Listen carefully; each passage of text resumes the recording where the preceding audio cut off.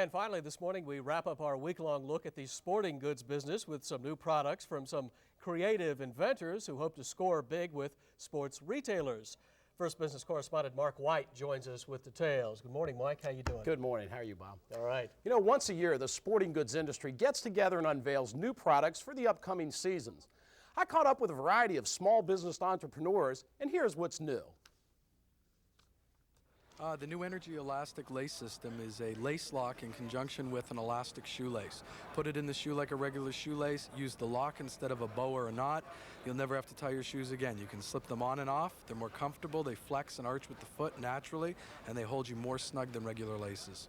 So we developed a Sport Count. It's a small ring that fits on your finger, and you can operate it just with your thumb, and it'll help you count laps, it'll help you keep track of time, tell you which lap was your fastest lap, what your average time was on a workout. The Nada chair is designed to support the lower back when you're at sporting events, in the home, the office. Most of the U.S. has back problems, and this is a solution to lower back stress. The blade bag actually is the best way to transport inline skates now because it offers hands-free transportation. You can put the blades are both individually protected on each side of the bag. You have two different compartments, one on one side and then one in the back. We started in 1969 as a small company importing bits and pieces for the dart players that were around. We were the first company in the United States to do darts and darts only, and continuously since then through today. Could you describe anything that's really special about your watches? Performance. I mean, our catchphrase is performance timing machines. Everything we make is waterproof or water resistant to a high degree. We come out of Southern California surf, so the product has to perform in a surf environment. I found that the egg shape matches the natural contour of the four fingers, and as you squeeze the egg, it distributes the load and works out 9 of the 13 hand and arm muscles. After seeing dozens and dozens of new products, I picked two of my favorites. First is what we saw at the end, the Exerciser. Well, Bob, I brought this for you. Go ahead and try that. Excellent. I like it. I mean, once you pick it up, you can't put it down, Exactly. can you? Look at that. And that works out all these arm muscles. But I tell you what, my favorite object there was the sports skin hat. Now take a look at this, Bob. You might see this at the beach, a volleyball game, or a cyclist. You gotta like that, right? Yeah. Are you starting a pro wrestling career now? Well, I tell you what, I could, couldn't I? I tell you. But I do love these. Sports skins, it's out of Chicago. Yeah. You'll see them all summer long. What kind of sales are businesses expecting out of all this? Well, I tell you what, the Exerciser, they're expecting sales of $500,000. They've got a new one, a smaller one, and then they have a couple of different grip sizes. Great. Different, efforts. But they're nice. They're fun. Bubba, we appreciate it. Have a good weekend. Thanks a lot. And that's it for First Business Friday. I'm Bob Beard in Washington. For all of us here at First Business, make it a great weekend. We'll see you on Monday.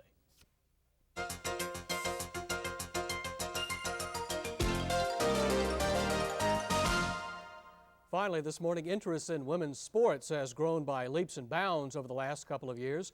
With the amount of attention paid to the Winter Olympics, especially skating, it's no wonder the sporting goods industry is looking very carefully at the female market.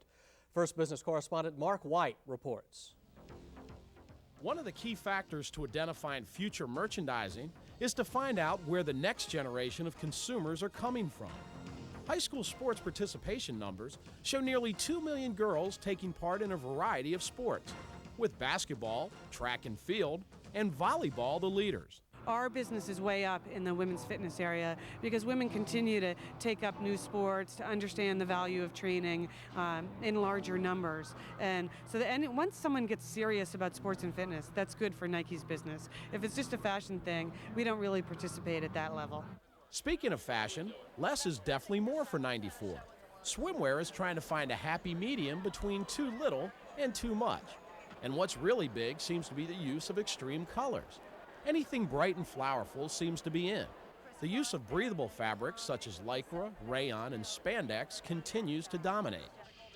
Danskin, a leader in activewear, tests their products on the pros. Athletes put it through the most wear and tear, so when you get your consumer which may not work out 5 or 6 days a week, you know they're going to love it because we've put it through the most stress and we come out with the best product that way. You may not think it, but pocket knives are specially marketed to women. We've added some fashion bright colors, appealing to the female market more. And what we do is add a new 3 or 4 new colors each year as the new colors are predicted. we jump on and get the colors matched to what the fashion colors are going to be for the coming season. This year, expect to see growth in two areas that were formerly associated with men.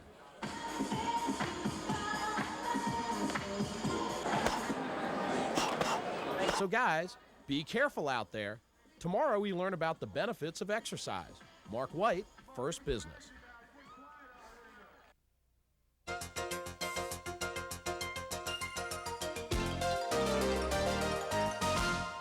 Finally this Monday, with the Olympics barely behind us and March Madness on our doorstep, America's fondness for sports spells big bucks for thousands of small businesses specializing in sports merchandise. First Business correspondent Mark White is here now to take a closer look at the growing sporting goods industry. Mark, good morning. Good morning, Bob. Pretty good. Thank you very much. Great. Sporting goods industry continues to share its I'm sorry about that. Hey, Bob. Have you ever been at a sporting goods convention? Yes, I have. Well, I tell you what, this one's bigger than anyone in the world. Last year's wholesale figures showed nearly 3% rise in business, totaling almost $35 billion. Now, while it may appear that the larger superstore chains now dominate the market, it's the small retailers that are the backbone of the industry. The big warehouse stores like Sports Authority, we do not sell to them because we really don't believe that they can provide the kind of service that you need if you're going in to buy a pair of shoes. You know, you need someone that's going to fit you correctly. Last month, the sporting goods industry held its yearly convention in Atlanta that attracted over 110,000 attendees, many of them small business owners. Even though large multinational corporations dominate the scene, there's no need for the small retailer to be intimidated. We sell the various types of strata of business, and the individual sports store can get along very well, and he has his own particular niche. We sell them just as much as we would sell the major retailers, and we're very careful, though, the placement of where our goods go. A mass merchant with many store locations or a chain, he's going to be buying a lot of print media to cover lots of stores, and he has more media clout. The smaller retail might be more focused on going after, with our product lines, team-oriented. They might be going after a school, a high school business, and doing more school-type promotions and actually working with the players, letting them know what's available. What kind of advice would you give to the small businessman who's a retailer out there? Well, I think as a retailer, it doesn't really matter how big or small you are. I think that you have to continue to offer exciting and new product. You have to find out who your customer is. I think the consumer is the person that you have to watch out for. I think it's price, it's value, it's service, not necessarily in that order. The customer wants the product, they want it conveniently. There's always all sorts of time pressures on the consumer today, and I think the idea is to get the right products in your store at the right price and with great customer service.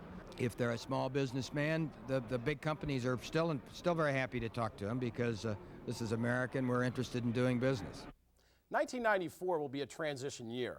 Manufacturers are expanding their product lines and entering new markets, while small businesses try to find the right mix of value and price that'll bring customers in the door. Mark White, First Business. Mark, what do you have in store for us for the rest of the week? Well, tomorrow we're going to look at some of the new products from the larger companies, Reebok, Nike, Apex One. Wednesday, we're going to take a look at women's products, what's new in that field. Thursday, I have some tips from the president's co-chair of the Council on Physical Fitness, some exercise. And on Friday, we'll look at some new products from small companies. Sounds good. If you have to say one thing that is the biggest hit in sporting goods today, what would it be? Outdoor wear, the outdoor industry, the rugged look, casual wear, it's coming together this year. Great, Mark. We'll look forward to your reports all week. Thank you. Join us tomorrow on First Business Tuesday. Also, we'll learn the ins and outs of tax computer software.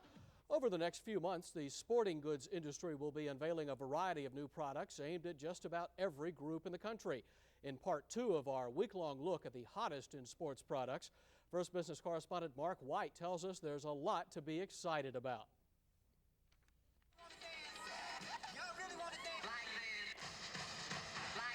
Whether it's the latest in fashion or the newest gadget, or even a new step.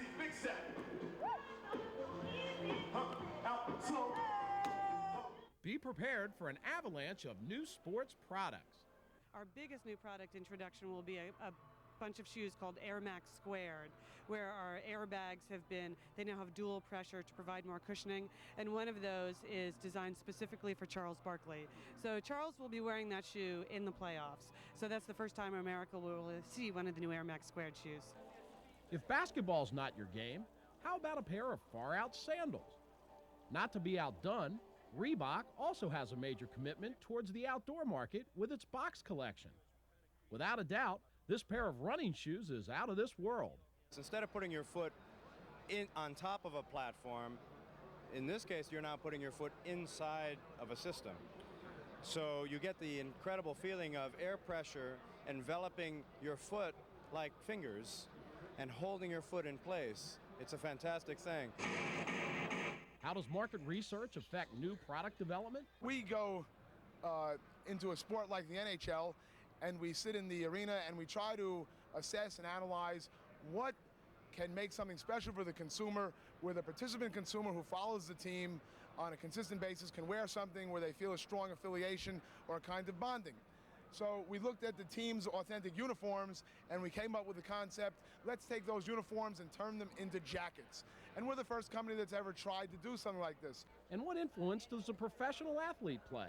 People watch athletes, they watch them perform, they watch them on the sidelines, they watch them in real life, and they really relate to what the players wear, what the players do. Our mission is to make an authentic cap that the players want to wear. Tomorrow, we'll look at what's new for women. Mark White, First Business. If you are trying to get into shape to look great in a bathing suit this summer, now is the time because spring is just around the corner. First Business correspondent Mark White spoke with some fitness experts and has some tips now for better health. Healthcare professionals, doctors, can play a very important role, but they're not today. Maybe 1 in 5 is telling inactive Americans to go out there and exercise. If they just changed and every day a patient walked in there, said, please exercise and eat right, I think it would have such an important role in changing people's behavior. 64% of Americans questioned said they don't have time for a regular exercise program. 16% said they never exercise. Here are some suggestions for those not currently active. People don't realize they can start training at any age, and I've been training, like I said, for over 30 years, and I'm 50, and I have 2 children, and I just think that the way to go in life is to stay in great shape and feel good about yourself. But it takes time, and there's no quick diets. There's no quick exercise to get you in shape. No pill. No pill. There's no miracle pill. It's all a matter of dedication and what you want to do to change your body, what you're willing to do. If you're beginning in any kind of sport, don't set the goals too high for yourself. Don't say, I'm going to go out and I'm going to be running 3 miles at the end of 3 weeks. It may not be that way. Take it easy. Everybody's body is different, and work at your own pace to go through there. And once you're comfortable with walking, you may want to go into your local club and take an aerobics class. At least you'll have some basic fitness before you start out, and you won't feel, gasping for air in the back of the class. And for those who can't leave home to exercise, here's a product that'll really take shape. The biggest problem with stationary exercise today is people are bored. So what our product does, it allows you to play video games, but more importantly, with heart rate interaction. Tomorrow, we look at new products from small businesses. Mark White, First Business. Still ahead on First Business Thursday, one of this country's most recognizable products has a birthday. But Barbie still looks as young as she did 35 years ago. Now here's this morning's First Business Scoreboard.